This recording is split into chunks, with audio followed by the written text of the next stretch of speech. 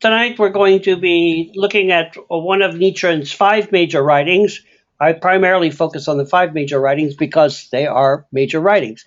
And the reason why they're major writings is because they outline the doctrinal position, the proofs that Nichiren used, as well as his ideas about how to practice, why we practice, and so on and so forth, the Lotus Sutra. So they are considered the doctrinal foundation of Nichiren Buddhism. Oops. Okay. Tonight we're going to look at Senji Sho, and this is selecting the right time, a tract by Nichiren, the Buddha's disciple. And this is contained in Volume 1, The Writings of Nichiren Shonin, beginning on page 187. The Buddha did not expound the Lotus Sutra for more than 40 years because in chapter 2 he says the time was not right. So for 40 years of the Buddha's lifetime after he attained enlightenment, he did not teach the Lotus Sutra or anything that approached the profundity of this particular sutra. Time plays an important role in Buddhism, more so than perhaps in other religions. We may not be accustomed to this, and so it might be difficult for us to understand why time might be such an important concept in a religion. And part of this is because we as humans tend to view things strictly in a linear progression. In other words, we go from one point to the next point and to the next point, and frequently we get to each point and we expand upon or deepen our knowledge and information about the world in which we live. And so we tend to view things that as time goes on, we get better, or as time goes on, we know more, or as time goes on, we are better able to understand and explain our relationship between ourselves and our lives. And that may make perfectly good sense if we're dealing with science or technology.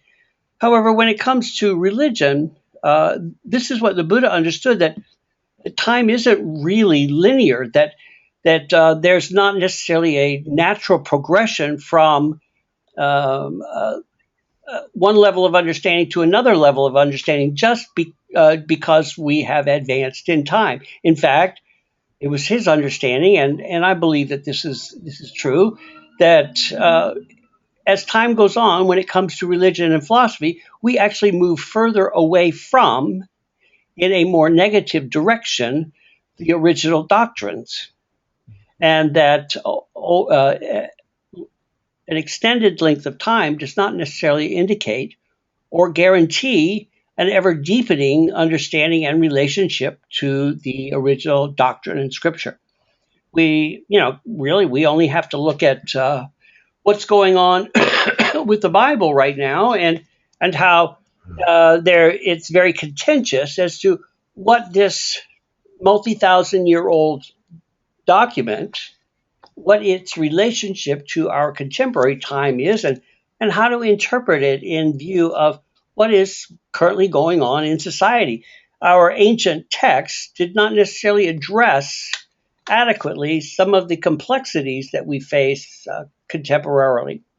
I recently gave a lecture at Temple Bethel as one of many lectures over a period of a month and a half that talked about the idea of science and religion and their compatibility. And one of the things that I believe is that our ancient texts were written based on the scientific, if you will, knowledge of that time. So at the time that they were composed, they were contemporary and they were in line with understanding of science and understanding of ourselves and understanding of nature and environment.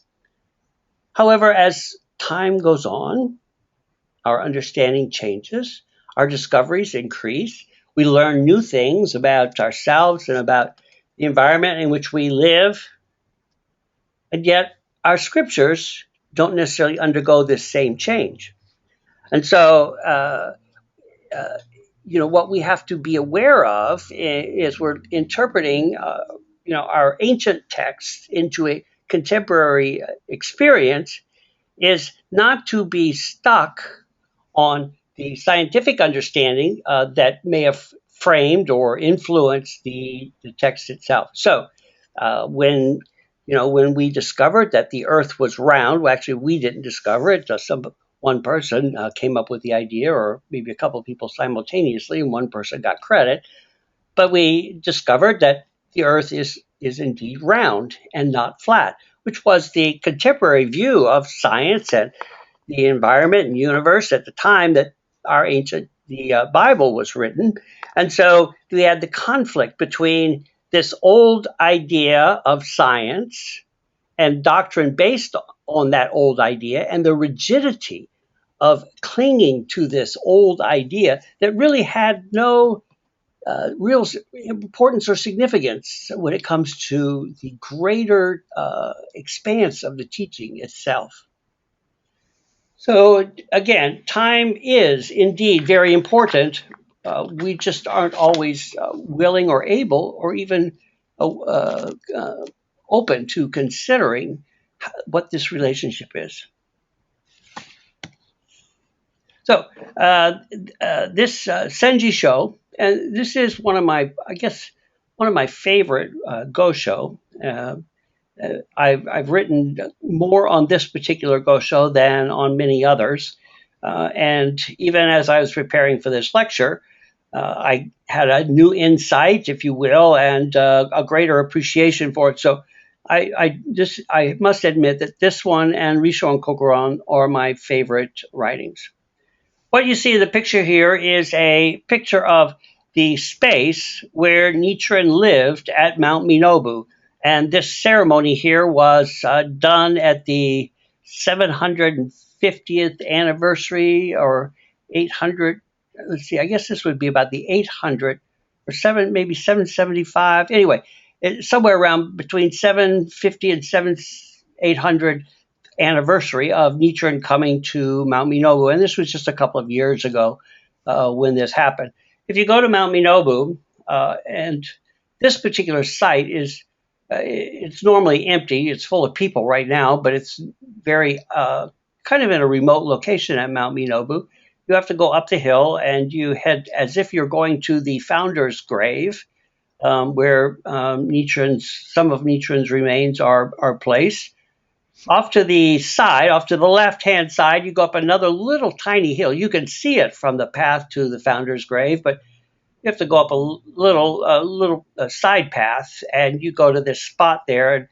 And here in this picture, it looks brightly lit and nice and clean and spacious. However, the reality of the situation is very dark there because it's so covered by these huge, stately old trees.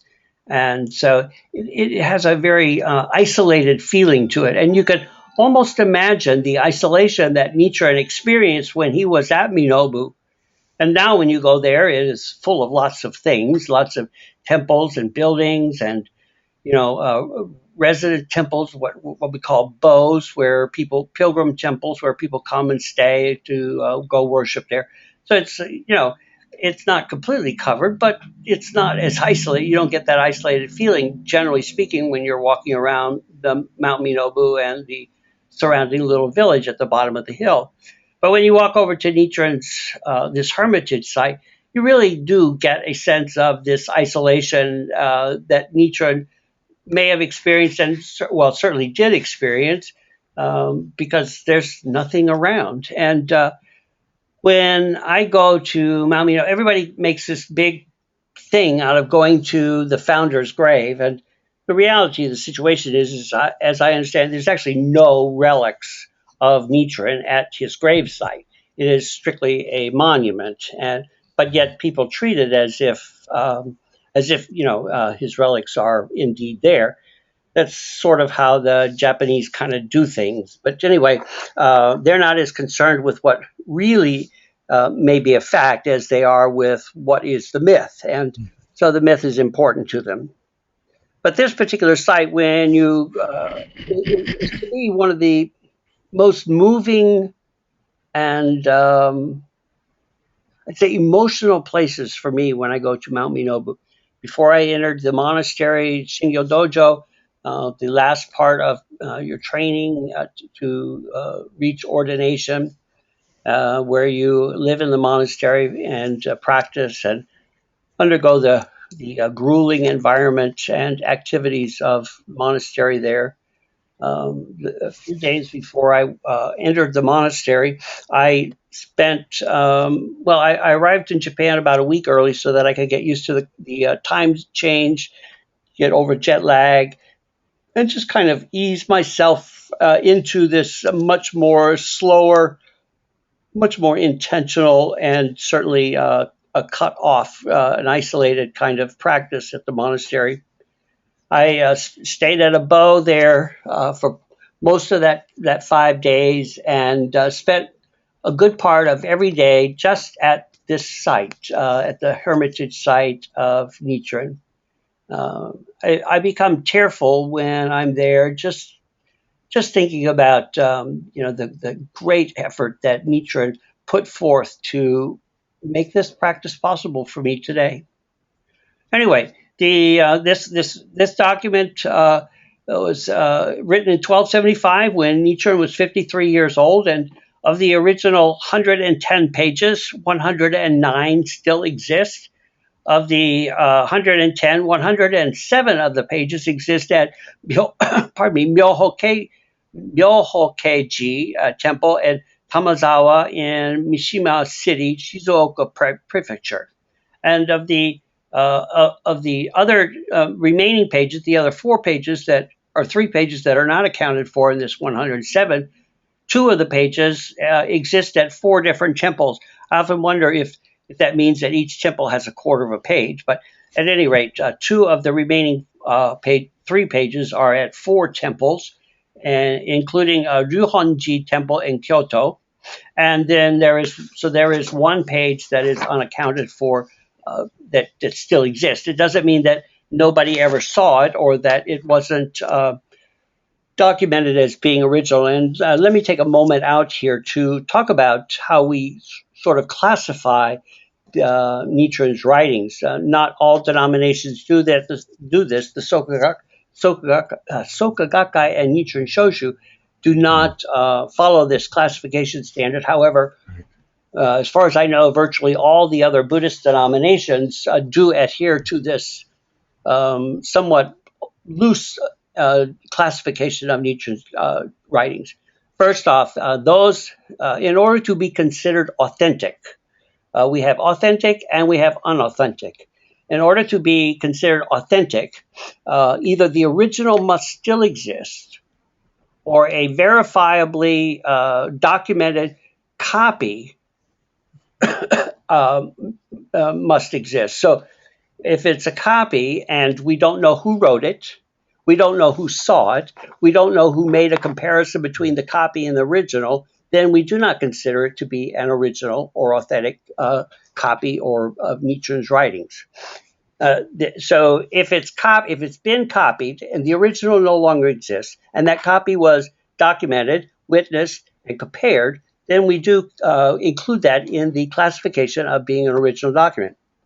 The other way that we classify documents that might be questionable is to look at what is taught in the doctrine or what is said in the doctrine. So one very famous and popular Nichiren writing that is highlighted in particular by the Soka Gakkai, which is a nice sounding gosho on attaining Buddhahood, has not been verified as being authentic. In fact, it is highly suspicious that it is authentic, and yet it sounds nice. So, we also consider that loosely that we can't verify it. We highly suspect that it might be not genuine or not an authentic Nichiren gosho, and yet we say that it's not harmful. And so we're, generally speaking, most American priests will quote it with the caveat that it's not considered an original or an authentic Nichiren writing. So on attaining Buddhahood, which you will find in the Soka Gakkai's collection of Nichiren's writings, it's a really nice, encouraging letter. However, we don't consider it authentic. Okay, here's a map of Japan. I'm not sure if you or anyone who will be watching this subsequently is really too much aware of Japanese geography and such, but you can see the area Shizuoka highlighted and expanded upon, and down there, and then off to the northeast of that, you see Tokyo, and then east of Tokyo, where you see the airplane for Narita International Airport, is Chiba. Chiba Prefecture is where Seichoji and Tanjoji temples are located. Tanjoji is the temple that was erected on the site nearby or at where Nichiren was actually born. When he was born, there was no temple there. However, the temple was erected, and so it's called Tanjoji, which means baby Buddha, baby temple. And so this is the birthplace temple of Nichiren Shonin. Then just beyond that, and that is in that little bay area. You see a little bay. Just beyond that, more towards the Pacific coast is where Seichoji. Actually, Tanjoji is on the Pacific coast as well. So it's about where that airplane is, and then Seichoji is just maybe. Well, I don't know. When I go there, I either take a bus or a cab, but certainly it's a little bit too long of a walk to do and still have time. But it's probably about an hour's drive from Tanjoji to Seichoji. Seichoji is where Nichiren trained and actually became a Buddhist priest. It's also where Nichiren proclaimed the supremacy of the Lotus Sutra, and by chanting Namu Myoho Renge Kyo, and established that as the most efficacious universal practice that we can engage in to express and practice the Lotus Sutra. So, okay.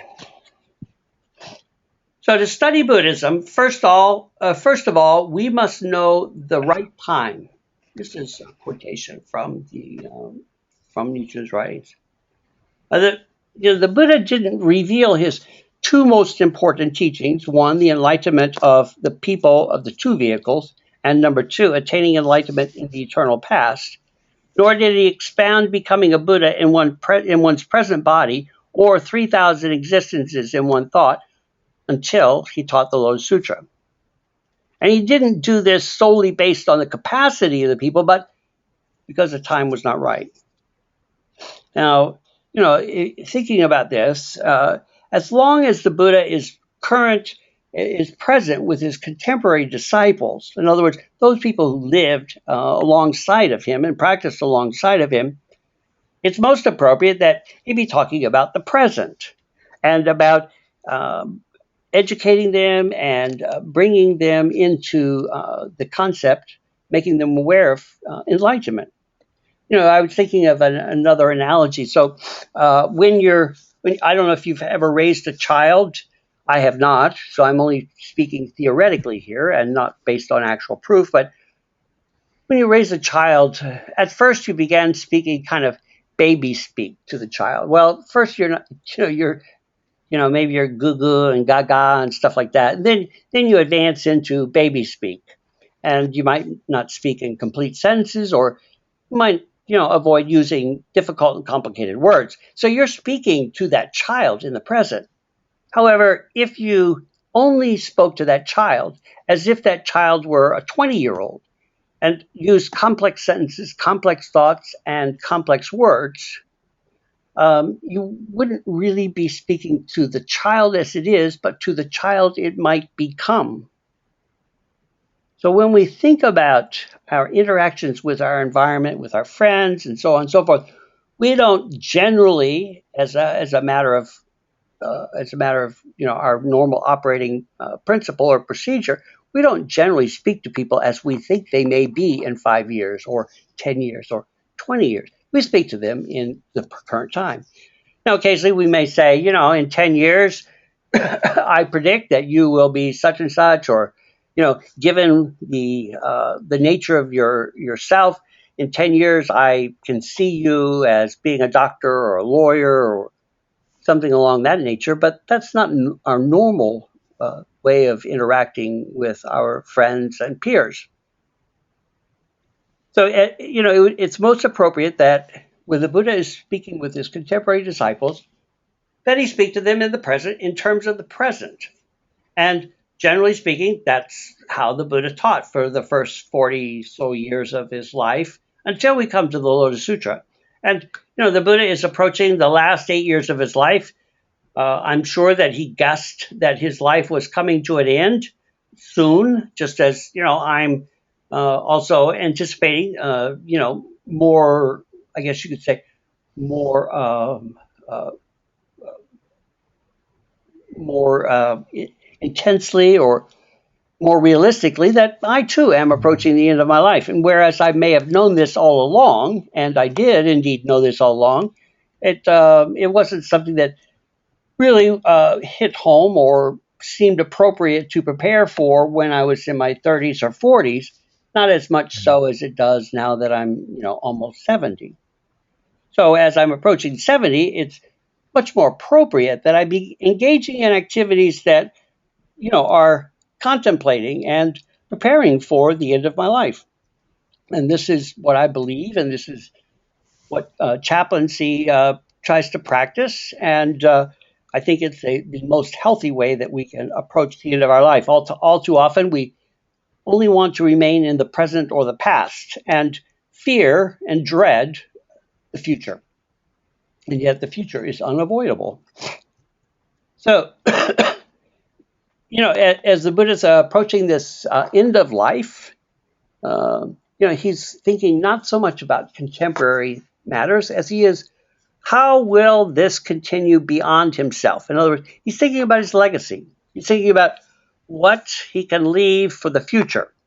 He has trained these contemporaries of his, and he has taught them, and he has brought them up to a certain level of understanding and enlightenment. And now it's time to think of the future. And so, at this point, the Buddha casts his gaze not to 100 years from now or 300 years from now or 500 years from now, but thousands of years into the future. And I think that this is one of the things that we don't often appreciate about the Buddha.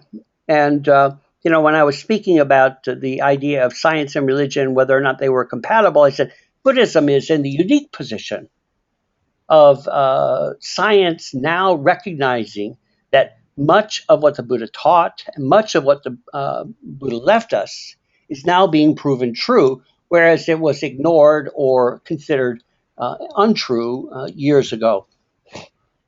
One idea of this is the degradation of an organization. It's something I've kind of looked at, organizational structure. A few years ago, I just kind of did a little, I guess you could say, a little side venture and looked at organizational structure and organizational theory. And one of the ideas in organizational theory is that over time, the organization begins to degrade. The original founders are no longer around, or maybe very few of them. And when the original creators of an organization, whether it be a government, such as the United States, or whether it be just a club, when the originators are still present, they are still present with the mission in deeply embedded in their lives, the mission or the reason for the creation of the organization. And they're very intimate with it, and those who come along to the organization or join later are able to interact with the founders and learn from the founders their deeply held conviction or ideas or motivations and so on and so forth. When we think about the United States, 250 years have all gone by. Not a great deal of time when you consider the entire history of humankind. 250 years have gone by, and we argue today over what our founding fathers meant, what they believed, what they left us. And so the government that we have now, whether or not you agree with it or not, is immaterial. But it is truly so that the government that we have now is not like the government that these original founding fathers created, may possibly not even be what they had in mind. And that is one of the things that we debate about. So 250 years, and already our example of creating an organization and a structure and a government and a way to be politic, we don't have a clue in many cases what these people had in mind. So imagine the Buddha is looking forward and he understands this. He understands that as time goes on, the original mission or the original idea begins to degrade. Fewer and fewer people have interaction with or have had contact with the people who began or originated or discovered or whatever you want to do. So the Buddha says, in 50 or 75 years, there's not going to be a single person left who I will know or who knew me. And so there will be a gap in our relationship. And that is a space where uncertainty, where misunderstanding can grow. Looking further ahead, thousands and thousands of years, the Buddha imagined, I'm guessing, and based on what I read, I suspect there's some truth to this. The Buddhists realized that thousands of years into the future, people will not have a clue what he felt, what he thought, what he even taught, and how to interpret what he taught. And in a way, that's the situation we find ourselves in even today. And hence we have the name of the time, the age of degeneration. Now, the actual laying out of that time or the actual demarcation of that time it's not presented in the Lotus Sutra. So, there are various organizations that run around saying, the Lotus Sutra says, in 2,500 years, the age of degeneration will begin, and that will be the time for the appearance of the bodhisattvas from underground. And that is not true. There is no reference in the Lotus Sutra directly to this 2,500 years. That actually appears in another sutra. And Nichiren drew that from another sutra and used that as part of his validation for the appearance of the Lotus Sutra, or the reason for practicing the Lotus Sutra in this particular time.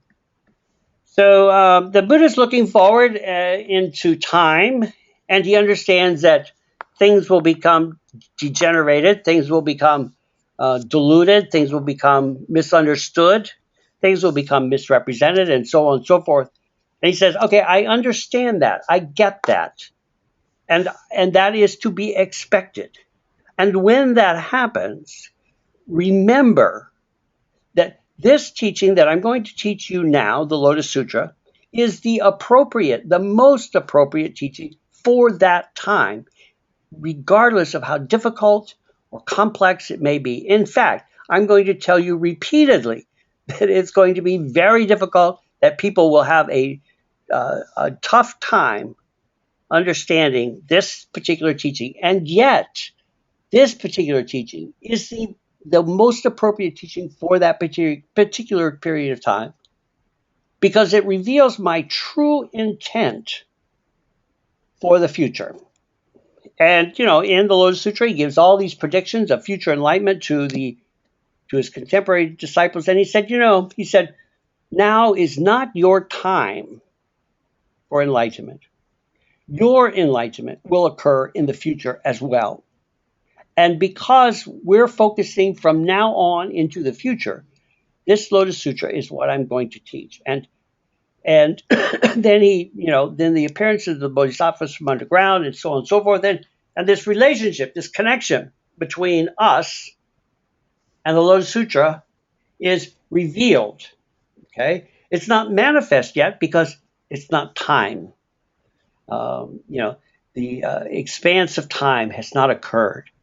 But yet, when that time occurs, we should know that we have this connection to the Buddha, that we are not separated by the Buddha by 2,500 years or so, that we actually have an intimate relationship with the Buddha, as well as his contemporary disciples. However, his contemporary disciples will not be here on this earth, in this Saha world. However, we will be, and we should always be mindful that we are directly connected to the Buddha based upon our practice. Our practice is what enables us to manifest this connection to the Buddha, this intimate relationship with the Buddha. So the Lotus Sutra is no longer a historical document, but it is a living, breathing, contemporary, alive, however you want to put it, document. It does not do that. It does not become alive. It does not become living, except through any way but our practice. So, while he's teaching the present to his contemporary disciples, the future is irrelevant, and so he doesn't speak of it. But when his focus shifts from the present into the future, then it's most appropriate that he speaks of the future. And the future is a time beyond the now, and he's talking specifically about when this teaching becomes degenerated now or perverted. Now, it's my belief, and other people have proposed it as well from various perspectives, that really this 2,500 years is not a magical number. But it was certainly culturally believed throughout India, throughout China and Japan, that roughly 2,500 years after the Buddha's teachings would become so perverted and so messed up and so misunderstood as to make it difficult to practice this Buddhism, and that there would be many different interpretations and misunderstandings occur. And pretty much people also believe that the Lotus Sutra would be the appropriate teaching for that time of perversion or misunderstanding. And yet, when that time comes and someone appears to teach the Lotus Sutra, the argument against Nichiren teaching was that it's too complex for people to understand. And Nichiren says, no. We're talking about time here as the qualifier for what document or what doctrine to teach. And that now is the appropriate time. Let's see, I wrote another note here on my slide. So, I just wrote here an additional note that it would have seemed rather strange to his contemporaries if he never spoke to them and only spoke to a future generation. You know, how long would you hang around if no one ever taught you anything but only taught for the future? Your child, if you had a child, would become distracted quite easily if you only spoke about college courses when they're in first grade. So it's most appropriate that we speak to the present when we're in the present. So there are the three main, I guess you could say, criteria for determining a teaching. The first off is the teaching itself. What's the depth of the teaching? What's the complexity of the teaching? How far does the teaching go? How far does the teaching take us to enlightenment? Again, I've mentioned the profundity. How profound is that teaching? We have the capacity of the people. It's also one of the five characteristics of how to determine a particular teaching. Capacity of the people, this was the argument that was premier used by Nichiren's adversaries. And Nichiren says that, the Lotus Sutra said that people will have a difficult time understanding it. So when the people are having a difficult time understanding the Lotus Sutra, it's actually an appropriate teaching because that is the capacity of the people.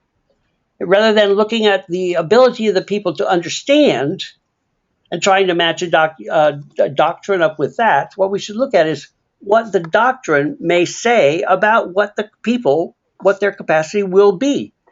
The Lotus Sutra says that the capacity of the people at this particular time will not really be up to par with the ability to, with the complexity of this particular document. And that's the way it should be. So, Nichiren says this is what is to be expected. We should expect that the people will struggle to understand this. We should expect that it will be difficult to understand. This is what the Buddha taught. This is normal. And this proves the capacity of the people is not expected to be superior. And the right time. Nichiren, the Buddha says that this Lotus Sutra is not for his contemporary disciples. It is not for those people who appear immediately after his death either. It is for the people far, far, far into the future. And at that particular time, there will arise or there will appear people who will understand their relationship with and the superiority of the Lotus Sutra. And these people will be acting as if they are bodhisattvas from underground. And of these people who practice at that particular time, there will be one person who will be acting as superior bodhisattva, Jogyo bodhisattva.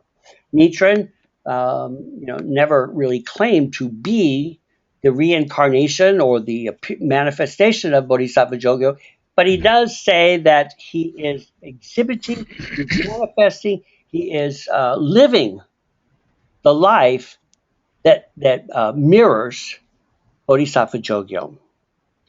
Okay,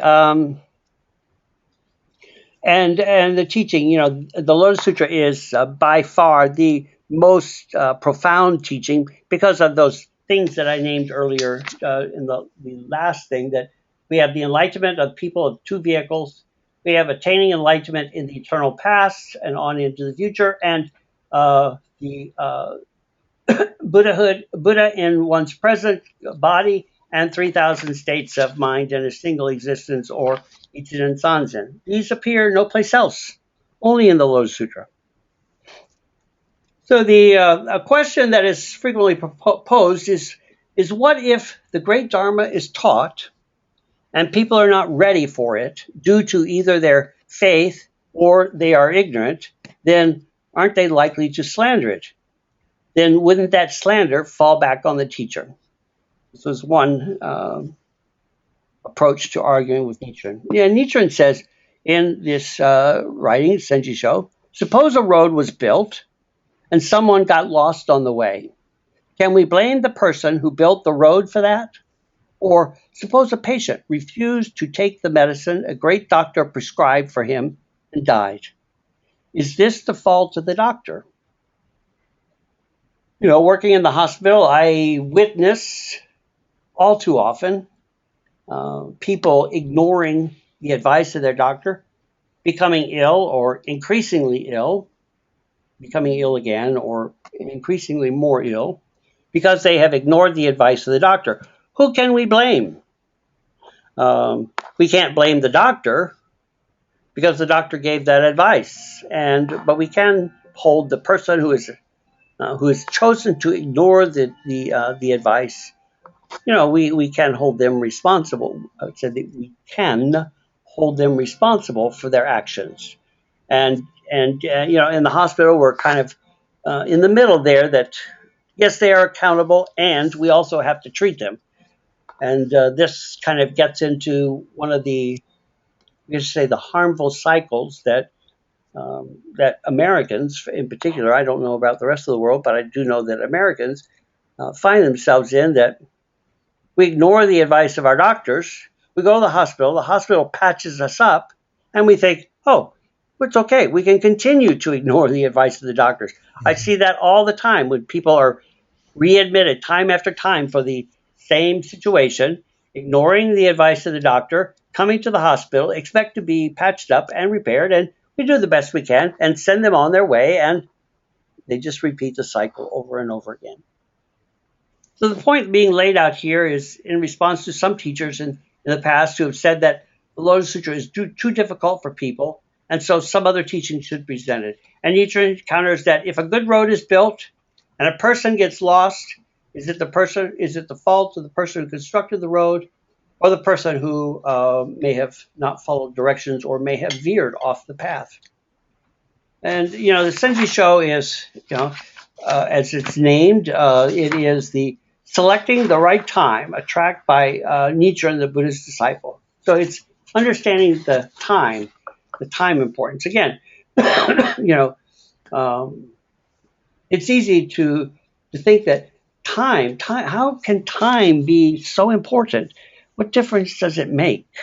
And yet, Nietzsche lays out what I believe to be a very clear and understandable and logical approach to highlighting the importance of time.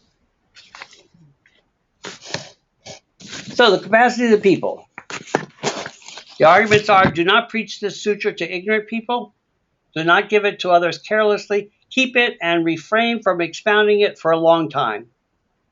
And how do we reconcile these arguments with the mission of spreading the Lotus Sutra in the latter age of degeneration?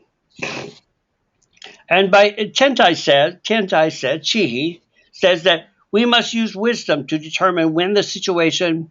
Oh, I'm sorry, I'm on the wrong slide here. Okay. So when the time is right, it is important to teach the Lotus Sutra regardless of the persecution. As an example, Nichiren points out, Bodhisattva never despised, who bowed to everyone saying, I respect you deeply, even though he was abused for doing so. He was teaching and practicing the Lotus Sutra of his time. Even the Buddha says in the Lotus Sutra, ignorant people will speak ill of us and threaten us with swords or sticks. So when the time is right for the spreading of the teaching of the Lotus Sutra, we must do so regardless of what happened. So going ahead here slightly, the Buddha has said in the Lotus Sutra when this teaching should be taught, so we already have the correct time given to us. The latter age of degeneration is when the Lotus Sutra should be spread. I might point out here, I'm not sure yours, Jim, or anyone else's depth of understanding of the Lotus Sutra, but the Lotus Sutra is sometimes referred to as the Manifold Lotus Sutra. And this is speaking about how in different ages and in different times, the Lotus Sutra has appeared differently and been practiced differently from what will be appropriate in our particular age and time. So our Buddha, Shakyamuni Buddha, taught a 28-chapter Lotus Sutra. Bodhisattva never despised, practiced a 26-character Lotus Sutra. So his Lotus Sutra was 26 characters long, or it's roughly 20-something characters long. I think it's 26. His Bodhisattva never despised Lotus Sutra was entirely I bow to you, or I respect you deeply because you will attain Buddhahood. Something to that effect, loose translation. That was it. That was all there was to Bodhisattva never despised Lotus Sutra. 26 or so characters long. Our Lotus Sutra, 28 chapters long. Very complicated, very complex, but then again, we are complicated and complex beings. The heart of the sutra never changes. It is the same. There are other times and other universes at other ages in the distant past when the Lotus Sutra has been thousands of volumes big. The Lotus Sutra exists in many different ways, many different times, many different practices throughout infinity, from beginningless past to the never-ending future. And yet the heart of the Lotus Sutra, the core principle behind the Lotus Sutra, never changes. It may look different, it may appear different, but at its core, it is the same. And these are statements by Tiantai that preaching should be suspended sometimes when people are abusive. Other times, it's better to preach even if people are abusive. And sometimes, preaching should be suspended when most people are abusive, although there are a few with faith. And sometimes preaching must be done even if all people are abusive. These sound similar, but there are slight differences here. So we must use wisdom to determine when the situation dictates that we should refrain or pull back from teaching. It would be helpful to look at this in terms of when teaching or spreading verges on forcing or heavy persuasion. Oftentimes, we might be better to walk away than to engage in pointless arguments. Respecting the Buddha innate in every person, we should take heart in the example that Bodhisattva Never Despise offers us: bow and respect. Yet at other times, it's absolutely essential that we not back down. So, while we might withdraw from an argument, we do not withdraw from our belief of the supremacy of the Lotus Sutra. We may allow someone to hold their view, even while believing that it is incorrect. One example of this that I can offer is my experience when I was in the military and had first begun practicing, probably less than a month. I had begun practicing and had a big inspection in the barracks that I was actually the whole base. And in the process of this inspection, they look at your wall locker where all your belongings are kept, and everything has to be folded in a certain prescribed way and marked in certain ways and placed in your wall locker in very specific locations. And inside your wall locker, you're allowed one shelf for personal possessions, and they that's where you keep anything that you hold that is not military issue. And it must be neatly arranged, and every object or item clearly visible and identifiable. Well, I had a butsudan in my personal space within the wall. It's a little small butsudan and the gohonzon. And when the inspecting general came by, he went ballistic. He and all the officers and senior enlisted that were accompanying with him, like all at one time, everybody started yelling and screaming at me from different directions, asking me all these questions and telling me all these things. And I'm a very emotional person. And when I get under a lot of pressure, one of the ways I process it is I start crying. When I was in fraternity in college, at the initiation, and they're doing all these things to me and harassing me, I started crying, and I just couldn't stop crying. And so my fraternity nickname in college was Tiny Tears. So here I am, and I'm being yelled at, and the summary of what they were saying was that I had to give it up, I had to get rid of it, I couldn't keep it, and I had to quit practicing Buddhism. And the stick to that was, or the carrot from their perspective, to me it was a stick, was that if I did not quit practicing Buddhism and get rid of all that stuff, then my security clearance would be taken away, in which case then I would be sent immediately to the front lines at Vietnam. That's a pretty heavy stick to be wielding at someone. Nonetheless, it's an understatement to say that I was upset. I was also very angry that how could this be possible in a country where freedom of religion is theoretically guaranteed. After they left, my response was that I would immediately write to my congressman and ask for congressional intervention and investigation into this punishment that was given to me, because I was also confined to barracks from then on, except for going to the chow hall and going to my classes. I was in education mode at that particular time, training for my specialty. And so I was, restricted to barracks. I could no longer attend meetings, could not practice my faith freely. So I called up my teacher at that particular time and explained the situation to him and told him what my determination was to write to my congressman. And he said, no. He said, don't do that. He said, I will tell you from my firsthand knowledge that if you write to your congressman, which you may do if you want, but if you write to your congressman, there's a big mark put on the outside of your personnel folder, your file folder. This is in the age of paper and before electronic stuff. On the outside of your folder, your personnel record, will be a mark on there that says seeks congressional intervention, which then brands you as a troublemaker, oddly enough, for the rest of your career. You will be suspect. You will be not trusted, and all of the ramifications and implications of going outside of the chain of command and seeking someone else to intervene on your behalf. He said, here's an alternative. He said, why don't you just practice the best you can under the circumstances and situation in which you find yourself, and see if you can change things yourself. And so I said, that's an interesting challenge. I accepted and respected his wisdom, and I began doing that. And part of what changed in that process was me.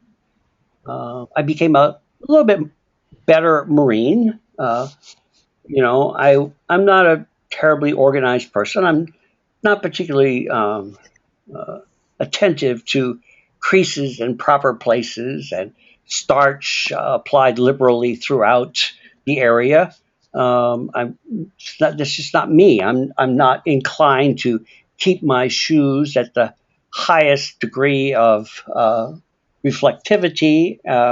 It's just never. That's just not part of me. I'm a blue jeans and flannel shirt kind of guy, and so the military, the idea of uniforms, and we had a conflict. Well, I began to understand that the environment I am in calls for a certain way of behaving, and when I do not behave that way, or when I do not live within the guidelines of the environment that I live in, then I should expect to be treated somewhat differently than people who do follow all the rules.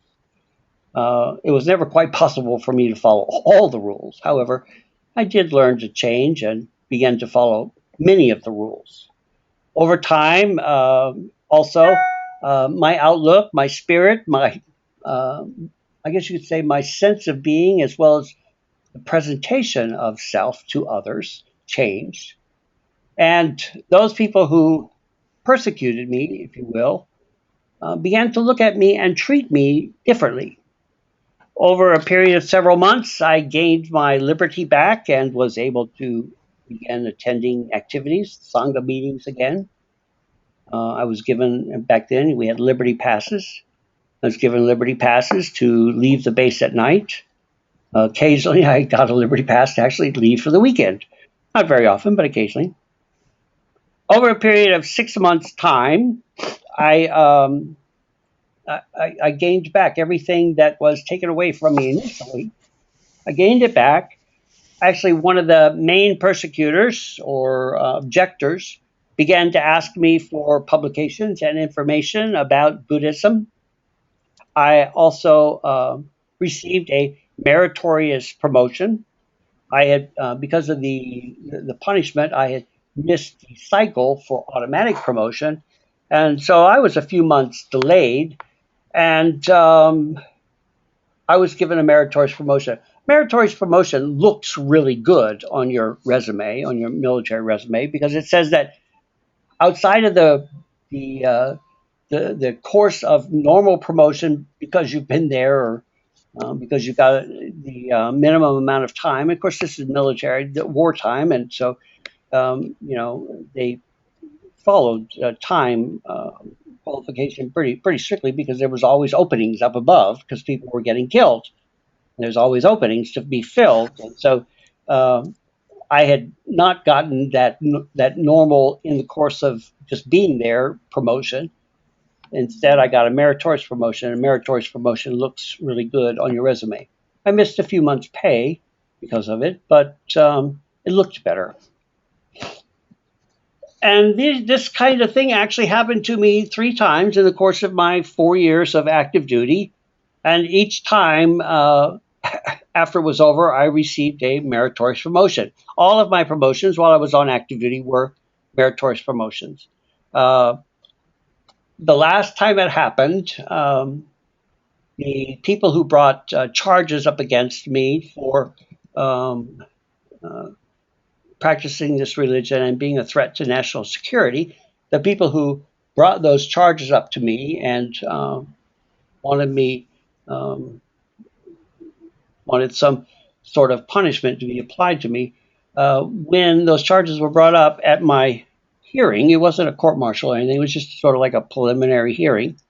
The executive officer, the second in command for our squadron, came to my defense.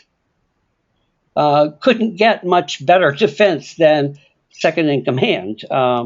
But he took it upon himself personally to speak on my behalf and say that, first off, there was nobody in the squadron who boosted morale, who smiled, he even said that, who boosted morale and smiled and encouraged people. There was nobody in the squadron who did it as effectively and consistently as I did.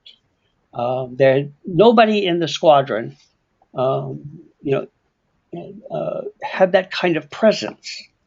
That was his impression, that nobody had the kind of presence that I did, and that presence was valuable. He also said that he believed that this was a result of my Buddhist practice and my faith, and that if they wanted to prohibit me from practicing my religion in the barracks, which was the only place I had to practice, then they needed to provide me with dedicated space outside of the barracks in which to engage in my Buddhist practice. This is quite a dramatic change from when I first began my military career, or not career, but my military journey. And all of that would not have happened if I had held my guns and stuck to my position of, gosh darn it, I'm right and you're wrong, and I'm going to prove you wrong, and I'm going to prove me right. So there are times when we might step back from something and say, now is not the time.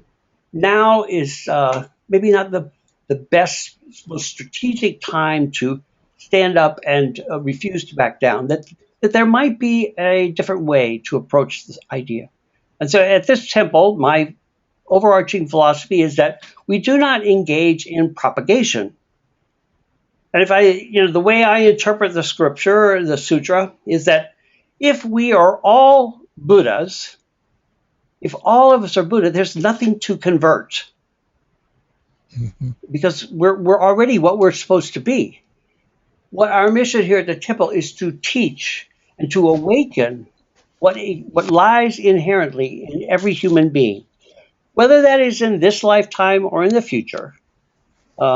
If we truly believe what we say we believe, then there's no pressure to convert somebody. There's nothing to convert. There's only providing an opportunity for awakening. Okay, 500 years, your periods after the Buddha's death. Where does this come from? This comes from the Sutra of the Great Assembly. And what time is it? I'll tell you what, we're going to stop here tonight, and we'll pick it up again next in 2 weeks. We'll pick it up, and we're less than halfway through.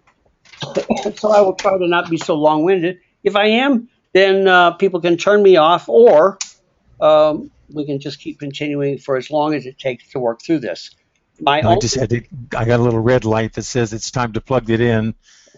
Time to what? Oh, your computer. The battery was running down, so it's that's the only reason I'm shuffling around. Okay, you're fine. So what I would like to do at this point is, and say that my only objective here in the study is, when we get to July, I do want to be studying the Rishoan Kokuran, which is the month that Nichiren submitted it in. So we've got about 10 minutes left in our scheduled time, and I'd like to take a moment and allow you to ask any questions that you may have based on the material that I've covered so far tonight, or your reactions, comments, whatever.